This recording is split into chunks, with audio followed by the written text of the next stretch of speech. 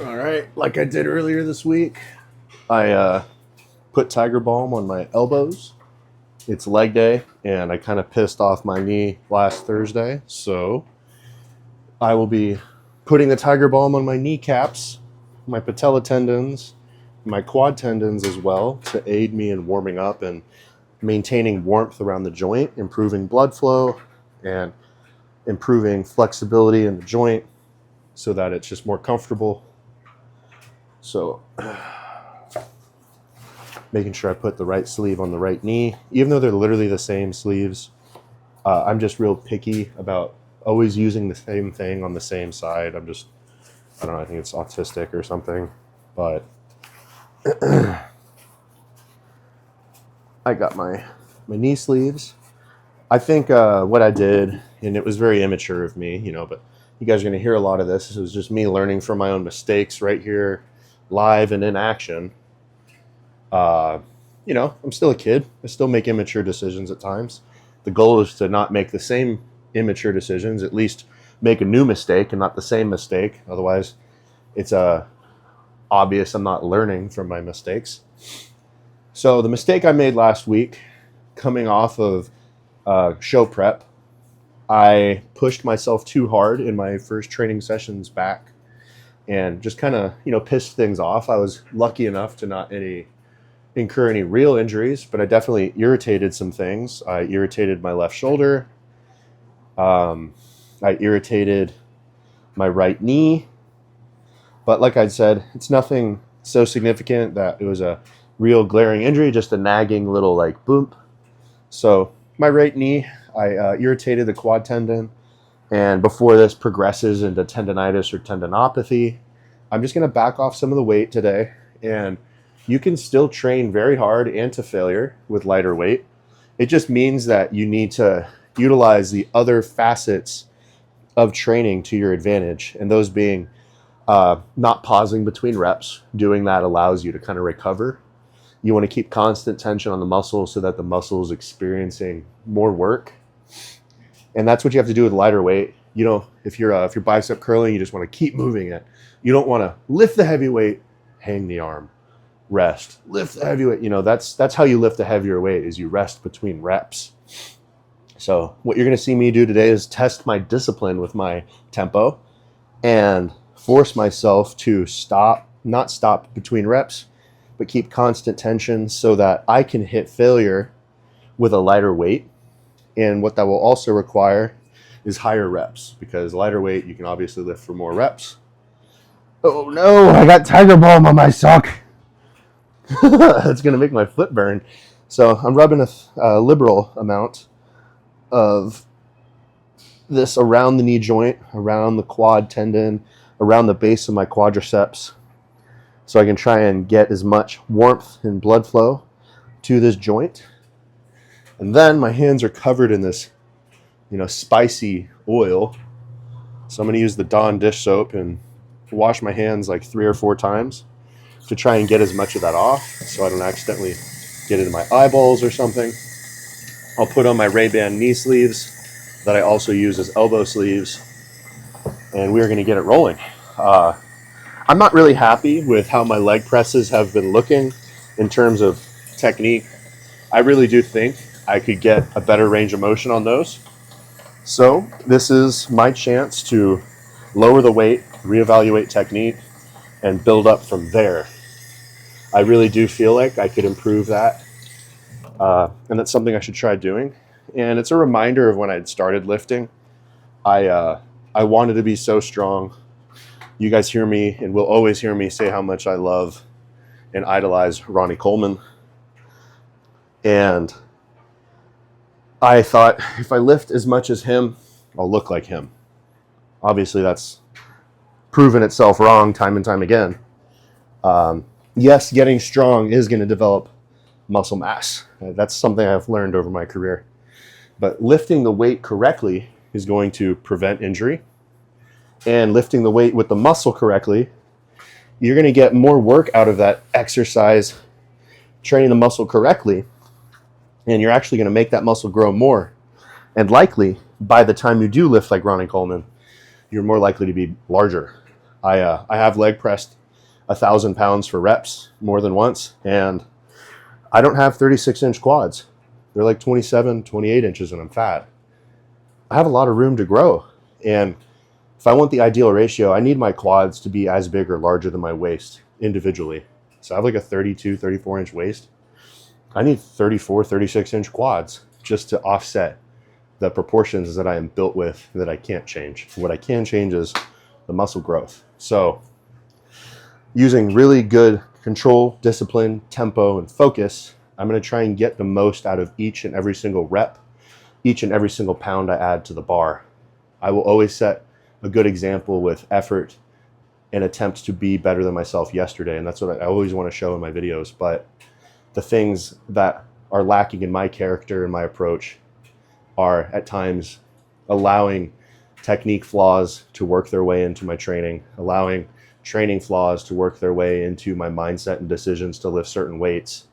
And I need to always, always, always go back, start at square one, reevaluate, and build back up from there.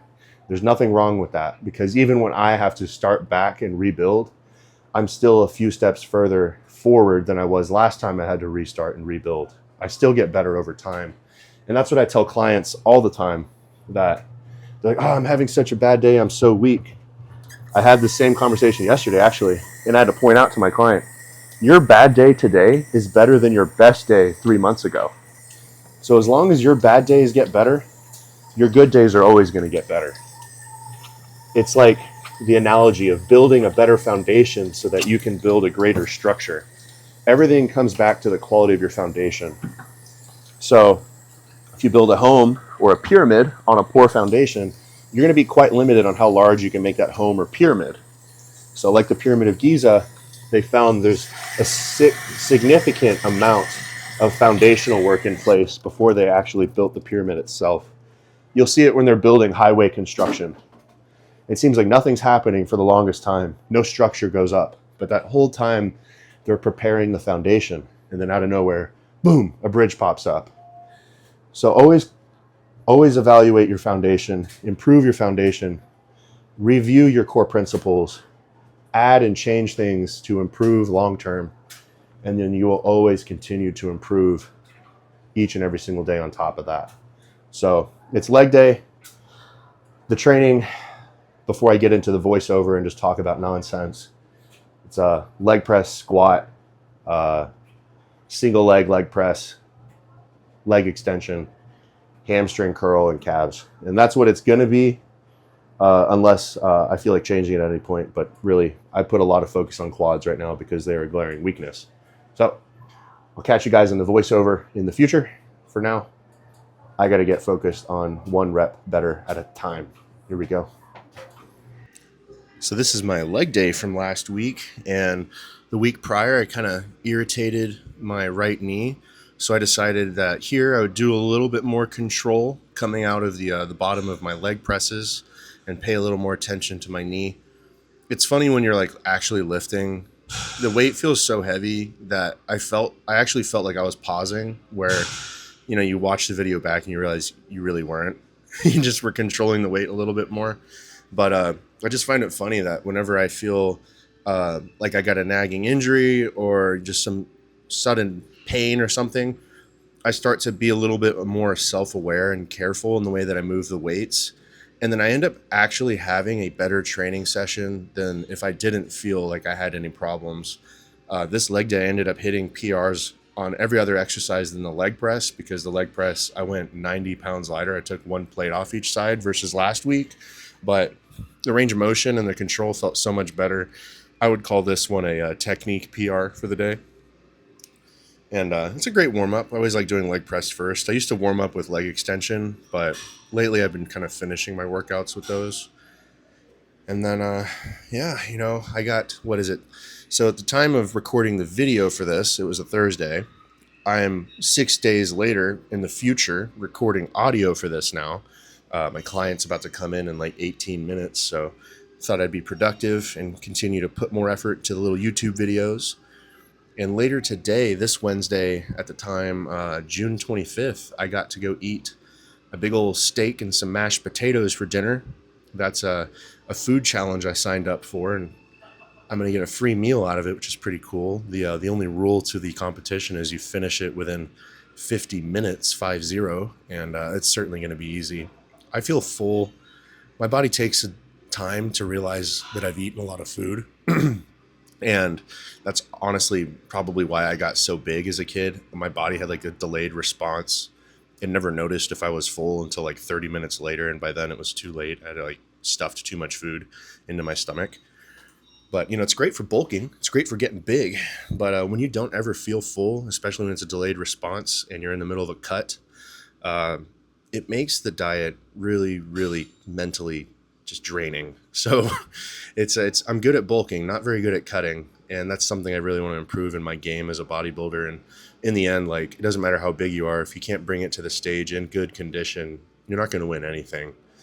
So that's been my challenge. My last two shows is I'm certainly lean, and people tell me like, "Oh man, you look great," but you know, being a critic and with my expectations and goals being much higher, I can tell where my physique has weaknesses, and I still have those little stubborn body fat areas in the low back, and my abs aren't completely chiseled in granite.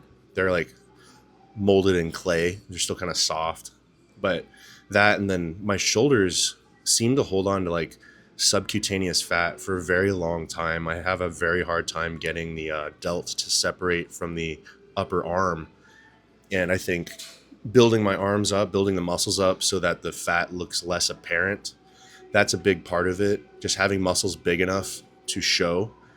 It's hard to get cut for a show when you're 150 pounds and show any muscle definition because you're just not very big yet. So I've really been working on bringing up my arms so that when I do cut, it's more apparent. And then getting, just leaner. I need those little stubborn areas, and it's just weird to say that my upper arms are my like stubborn area. I feel like that's kind of unique. I've never really seen that on anyone else. Most people have like shredded arms and legs, and then they have the missing midsection. I'm like missing midsection and missing upper arm. It's an odd combo, but that's kind of my goal as a bodybuilder, is to improve those areas on my physique, and that's just what I got to do. So I have been spending a lot of time training arms and putting a lot of effort into figuring out what exercises work for me, what's my style and execution to best engage. I was getting massage therapy yesterday, and the massage therapist pointed out that she noticed my wrists don't bend. Like anatomically, they don't bend straight. It's hard to say it through audio because I have to describe something you really just need to see to understand. But my wrist, if I'm like looking at my palm, I can bend my wrist to the right, like pinky towards the elbow, but I can't flex my thumb towards the other side of my elbow. It's like my wrist only moves in one direction. So when I do curls, it causes my elbows to flare out and my hands to tuck in, and it makes it to where a part of my arm doesn't lift the weight. So I've really been challenging myself to learn techniques that work better to engage my biceps. And those are just like, personal things. That's your bodybuilding journey, finding those little details that you need to work on that are unique to yourself. I just watched a video of one of the Mr. Olympia runner-ups back in the 90s, Flex Wheeler, and he was describing how his diet was so much different than Ronnie Coleman's when they were going head-to-head at the highest level. We're not comparing amateurs where there's a lot of holes in their game. Flex Wheeler had almost everything buttoned down. He said that he had to go no carbs for like the last 4 weeks of a diet to get in shape. And even then he still couldn't get like rock hard nails conditioning. Whereas Ronnie was eating 500-600 grams of carbs on some of his days. And it wasn't Ronnie telling him that, it was the coach that they both had. They had the same coach, but so their method and approach was the same because the coach was the same, but their genetics, their bodies were different. And that made it to where one guy had to do zero carb and the other guy could do high carb. So this is interesting to see how people's bodies operate. I've definitely done like the low carb approach my last couple shows, and I look very flat, very thin. And it's just that it seems like I can't lose weight if I let the carbs increase, but also I lose a lot of fullness. So I end up having to lose fullness to get lean enough, but then because I have no fullness, the muscle definition is also less apparent. So that's kind of my challenge, is getting lean enough and maintaining muscle fullness, and then, improving the weaknesses on top of that in the off season. So it's just, I feel like I got a lot ahead of me, but it's nice to know I have things to improve. I think it would kind of suck, honestly, if I was just perfect at this already and didn't have to try at all. I don't think I would like the sport as much as I do if I had no challenge ahead of me. But you're seeing the leg day here, leg press, squats. I went a little heavier this last week. Did single leg presses so I can focus on my quads and the symmetry in between them. And then with whatever gas is left in the tank, I just did a mini drop set here on the leg extensions. Just one heavy set, drop 20%, try to get more reps, till I could barely get any more, which is great.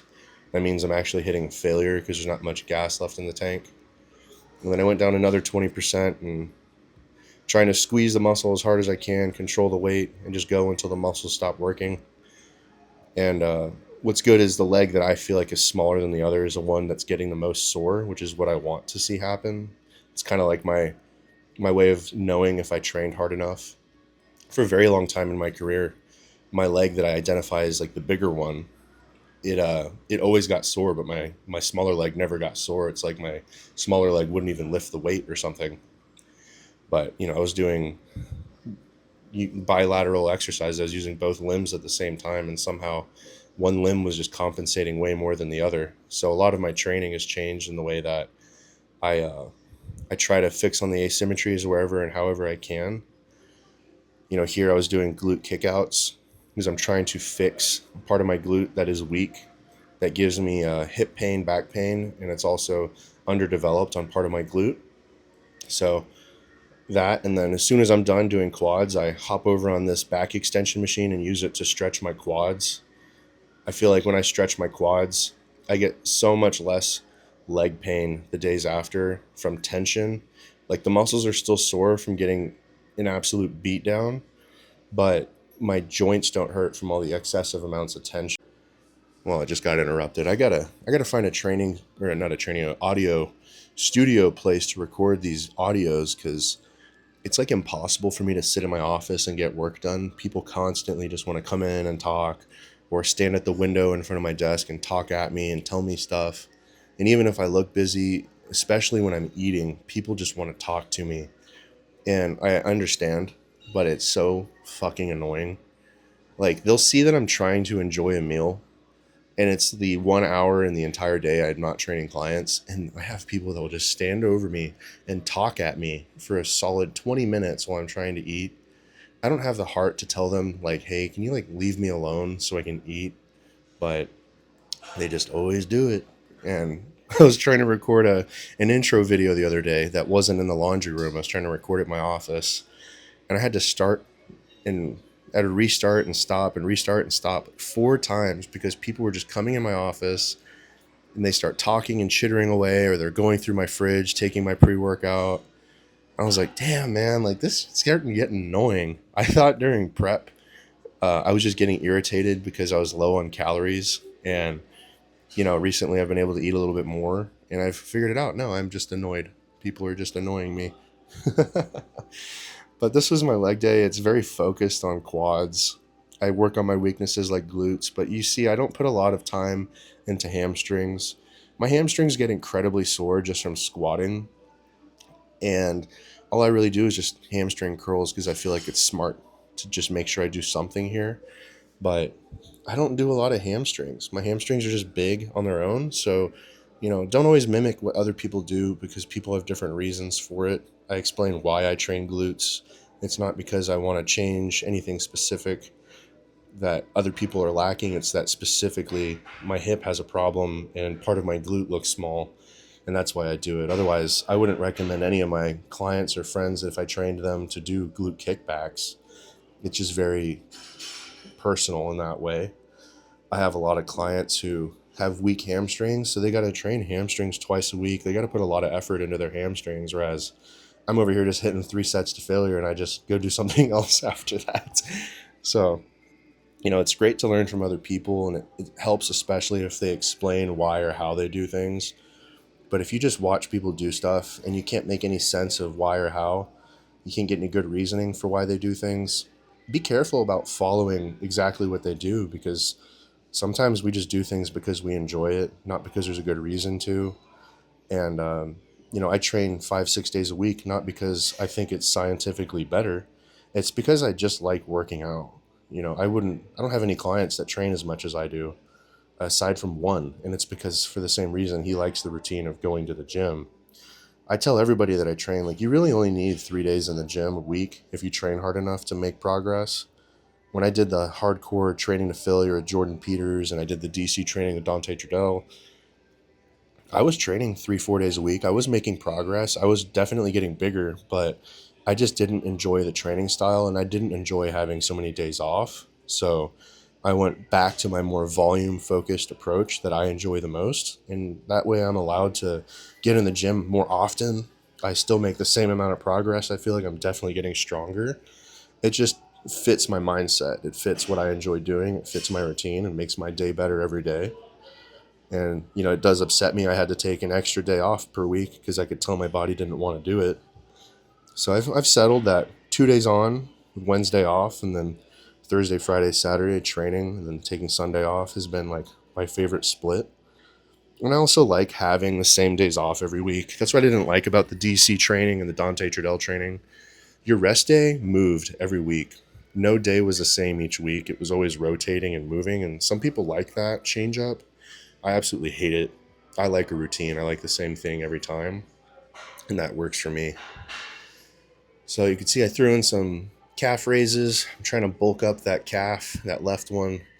When you only see the left and not the right, it looks fine. But when you see them together, you can tell how atrophied the muscle is from tearing my Achilles. So I'm trying to get some muscle work done on it. I'm doing what I can to break up scar tissue and hopefully get it grow long term. But, we'll see what comes of it over these next 5 years or so. But thanks for watching. Thanks for supporting the channel. You guys have a great day.